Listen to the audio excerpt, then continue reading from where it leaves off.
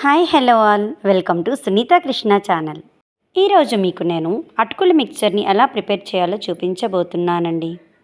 ఈ తీరులో చేసేటటువంటి మిక్చర్ టేస్టీగా ఉండడమే కాకుండా 15 మినిట్స్లో చాలా ఈజీగా ప్రిపేర్ చేసేయచ్చండి. ఈవినింగ్ టీ టైంలో తినటానికి అలానే పిల్లలకి స్నాక్స్లా పెట్టడానికి ఈ మిక్చర్ చాలా బాగుంటుంది. ఇక ప్రాసెస్ మొదలు పెట్టేద్దామా? ఇక్కడ నేను అటుకుల మిక్చర్ ప్రిపరేషన్ కోసం ఒక కప్పుతో అటుకులను తీసుకుంటున్నానండి. బియ్యాన్ని నానబెట్టి ఆవిరి పట్టించి ఆరబెట్టి తర్వాత మిషన్లో వేసి ఒత్తి పల్చగా చేస్తే అటుకులు తయారవుతాయండి. ఈ అటుకులను మనం జల్లెడలో వేసి జల్లించినట్లయితే పొట్టు చిన్న ముక్కలు ఏమైనా ఉంటే సపరేట్ అయిపోతాయి. చూస్తున్నారు కదా, ఈ విధంగా జల్లించినట్లయితే చిన్న చిన్న పార్టికల్స్ అనేవి ఈ విధంగా సపరేట్ అయిపోతాయి. ఇలా అన్ని అటుకుల్ని చక్కగా జల్లించేసుకుందాం. ఇలా శుభ్రం చేసుకున్నటువంటి అటుకుల్ని మనం ఇప్పుడు ఆయిల్లో ఫ్రై చేసుకోవాలి. అటుకులు వేపడానికి సరిపడినంత ఆయిల్ని మాత్రమే వేసుకుందాం.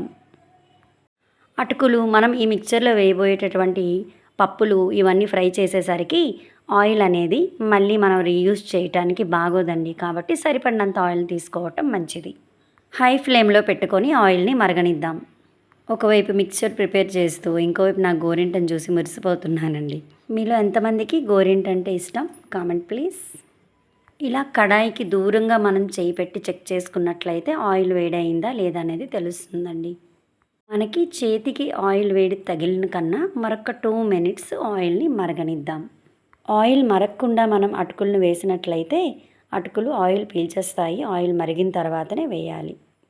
అటుకులు కలర్ చేంజ్ అవ్వాల్సినటువంటి అవసరం ఏమీ లేదు. జస్ట్ వేగాయా లేదన్నట్లుగా ఉంటే సరిపోతుంది.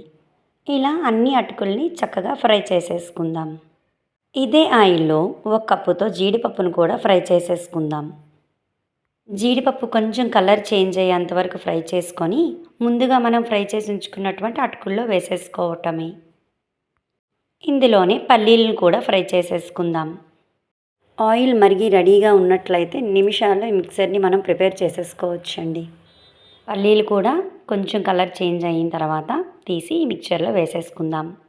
ఇదే ఆయిల్లో దాల్ పప్పు లేదా పుట్నాల పప్పు అని పిలుస్తాం కదండి, దాన్ని కూడా వేసి ఫ్రై చేసుకుందాం. పుట్నాల పప్పు ఆయిల్లో ఎక్కువసేపు ఫ్రై అవ్వాల్సినటువంటి అవసరం లేదు. ఇలా వేసి అలా తీసేయటమే. ఇదే ఆయిల్లో ఫ్రెష్గా ఉన్నటువంటి కరివేపాకును కూడా ఫ్రై చేసేసుకుందాం. ఫ్రెష్గా ఉన్నటువంటి కరివేపాకుని వాడటం వలన ఆ కరివేపాకు ఫ్లేవర్ అనేది మిక్సర్కి పట్టి చాలా టేస్టీగా ఉంటుంది. కరివేపాకు క్రిస్పీగా అయ్యేంత వరకు ఫ్రై చేసుకోవాలి. ఇదే ఆయిల్లో 4 వెల్లుల్లి రెబ్బలు కొంచెం జీలకర్రని కూడా ఫ్రై చేసేసుకుందాం. వెల్లుల్లి కొంచెం కలర్ చేంజ్ అయ్యేంత వరకు ఫ్రై చేసుకోవాలి. ఫైనల్గా రుచికి సరిపడినంత సాల్టు, కొంచెం పసుపు, రుచికి సరిపడినంత కారాన్ని యాడ్ చేసేసుకుందాం. కొంచెం లెమన్ సాల్ట్ని కూడా యాడ్ చేసుకుందాం. టేస్ట్ అనేది ఇంకా బాగుంటుంది. మనం వేసినటువంటి ఇంగ్రీడియంట్స్ అన్నీ కలిసే విధంగా చేత్తో ఈ విధంగా చక్కగా కలిపేసుకుందాం. మనం ఈ అటుకుల మిక్చర్లో వేసినటువంటి జీడిపప్పు, పల్లీలు, దాల్ పప్పు ఇంత క్వాంటిటీలో వేయాలి అని ఏమీ లేదు. మనకి ఇంట్లో పిల్లలు పెద్దలు ఏవైతే ఎక్కువ ఇష్టంగా తింటారో వాటిని హైలైట్ చేసి వేసుకున్నట్లయితే ఇంకా ఇష్టంగా తింటారు. చూడటానికి చాలా కలర్ఫుల్గా టేస్టీగా ఉండేటటువంటి అటుకుల మిక్సర్ రెడీ అయిపోయిందండి. ఈ ప్రాసెస్లో చేసేటటువంటి మిక్సర్ నిజంగా చాలా అంటే చాలా బాగుంటుందండి. చూస్తున్నారు కదా, ఈ మిక్సర్ని ప్రిపేర్ చేయడానికి మనం ఎంత ఆయిల్ అయితే తీసుకున్నామో అంత ఆయిల్ అనేది ఫైనల్గా మిగిలింది. అంటే ఆయిల్ అనేది కూడా పీల్చుకోదు. ఈ అటుకుల మిక్సర్ ఎలా ఉందనేది టేస్ట్ చేసేద్దామా?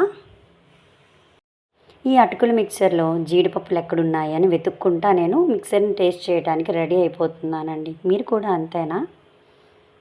నిజంగా ఈ అటుకుల మిక్చర్ చాలా అంటే చాలా టేస్టీగా ఉందండి.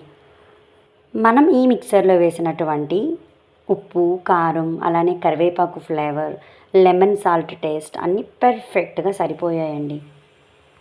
స్నాక్స్ టైంలో తినడానికి ది బెస్ట్ స్నాక్స్ అటుకుల మిక్చర్ అని చెప్పొచ్చండి. ఇలా ప్రిపేర్ చేసినటువంటి అటుకుల మిక్సర్ని ఎయిర్ టైట్నర్ కంటైనర్లో వేసుకొని మనం ఉంచుకున్నట్లయితే 1 మంత్ వరకు ఫ్రెష్ టేస్ట్ అనేది అలానే ఉంటుందండి.